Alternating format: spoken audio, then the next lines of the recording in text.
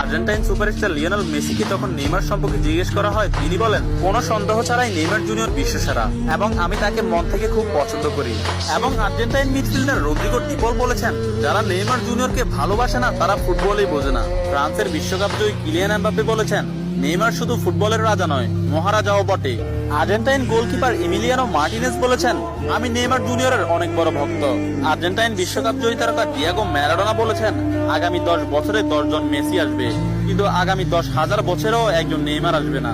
Poland ও Barcelona striker Robert Lewandowski বলেছেন, নেইমারের মতো ফুটবলার জন্ম নিতে হলে আপনাকে 100 বছর অপেক্ষা করতে হবে। তাছাড়া ইংল্যান্ডের প্রিন্স ডেভিড বেকহাম বলেছেন, আজ পর্যন্ত এমন কোন ফুটবলার আমি দেখিনি যার ভেতর নেইমারের মতো ফুটবল আইকিউ আছে, এবং ফুটবলের ক্ষেত্রে কেউই নেইমারের লেভেলের নয়, সে দুর্দান্ত।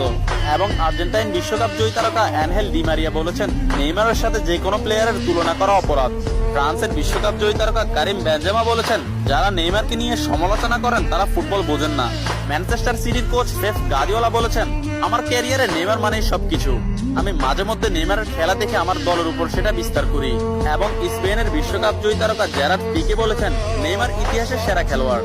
অন্যদিকে লা লিগা সভাপতি তাবাস বলেছেন, নেইমার লা লিগার সম্পদ। এক সাংবাদিক